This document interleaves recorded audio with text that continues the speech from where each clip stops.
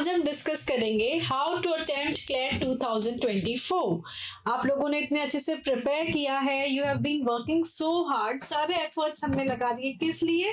3 दिसंबर के लिए, राइट?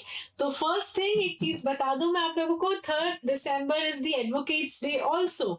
तो आप लोगों को ये एक अच्छी अपॉर्चुनिटी है कि you are entering into this field on this day, you are lucky enough, right? तो अभी जो हमारी स्ट्रेटेजी, टाइम मैनेजमेंट, ये सब चीजें हैं, उसको लेकर आई डिस्कस फ्यू थिंग्स कि हमें कैसे अटेम्प्ट करना है अभी 3 दिसंबर को क्लैट का पेपर। फर्स्ट थिंग जो कॉमन है सबके बीच में, that is tension. Students are getting hyper, आप लोगों को हाइपरनेस हो रही है, टेंशन हो रहा है कि how will we do this, right? But आप लोग प्लीज एक ही स्ट्रेस लेना, मैं ये नहीं बोलूंगी डोंट टेक स्ट्रेस, क्योंकि स्ट्रेस कोई लेता नहीं है, स्ट्रेस अपने आप आ जाता है, राइट? लेकिन हमें फिर भी बेस्ट ऑफ द एफर्ट्स करने हैं कि हम कामली कूलली अटेम्प्ट करें पूरा पेपर। यहाँ पे जो चीजें मैं लेके आई हूँ, फर्स्ट स्टेप है टाइम मैनेजमेंट। देखो टाइम मैनेजमेंट जो है आप लोगों को from the very beginning her teacher ये बोलता है manage your time, keep managing your time. तो इसीलिए 3 दिसंबर को आपको ये ध्यान में रखना है एक कि आउट ऑफ ग्रीड कि इस सेक्शन में मार्क्स अच्छे आ जाएंगे, इसमें अभी तक सारे क्वेश्चंस मुझे लग रहे हैं मैंने सही किया है, तो फिर क्यों ना इस सेक्शन को और टाइम दे दूं। ये मत करना, out of greed time management को आप डिस्ट्रॉय मत करना। टाइम जैसा आपका आपने बॉक्स में प्रैक्टिस किया है वैसे ही मैनेज करके चलना। टाइम मैनेजमेंट प्रॉपर अगर रहेगा तो डेफिनेटली जो टाइम का इशू होगा, because this time questions are less, as you all know कि अब क्वेश्चन रिड्यूस हो गए हैं, 120 क्वेश्चंस आर ओनली देयर। तो टाइम का इशू नहीं रहना चाहिए, गेम अब टाइम का नहीं रहा है, अब करेक्टनेस का रहा है, राइट? तो टाइम आपको मैनेज करने के लिए जो स्ट्रेटेजी आप फॉलो कर रहे हो टाइम के रिगार्डिंग, सेम चीज करना। और बार बार वॉच देखने की गलती मत करना। हर 1 मिनट बाद अगर आप वॉच देखोगे या फिर आपका मतलब ध्यान पूरा टाइम पे रहेगा तो कॉन्सेंट्रेशन लेवल ब्रेक होगा, राइट?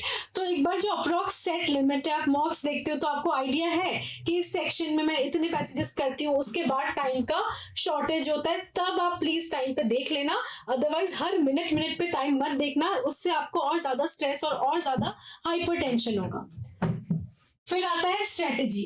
अब देखो स्ट्रेटेजी बताने के लिए this is too late, because आप लोग ऑलरेडी प्रैक्टिस कर रहे हो।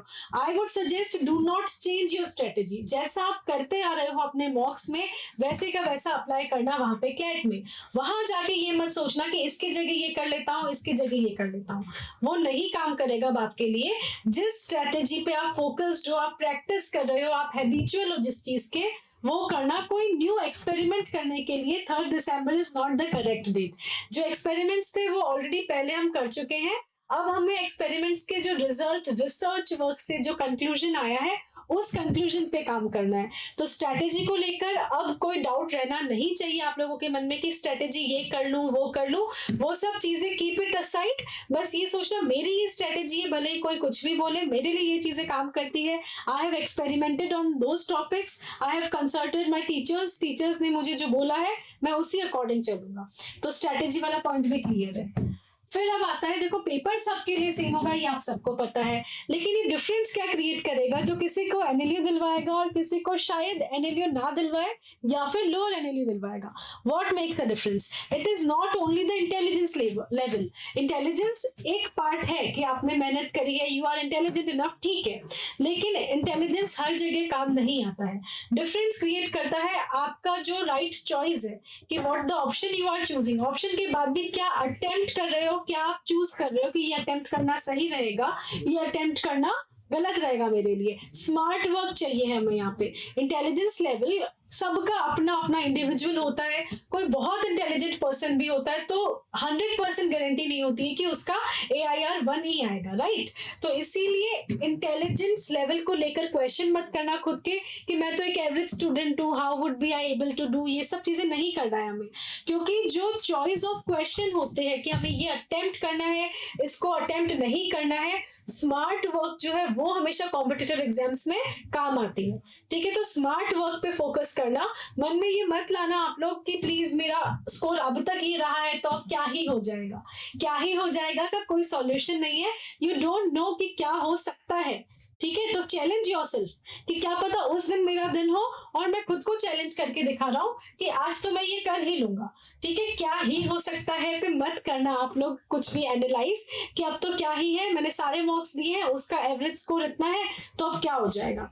अभी आपको जो बहुत इंपॉर्टेंट चीज है वो है बी फोकस्ड। बस ये सोचो कि मुझे जो आता है, अब तक मैंने जो पढ़ा है, जो रिविजन्स किया है, वो सारी चीजें, मुझे जो मिस्टेक रिपीटेडली मैं कर रहा था जिसको मुझे इम्प्रूव करनी थी, मैंने इम्प्रूव किया है, वो सब माइंड में रख के आपको बस पेपर देना है।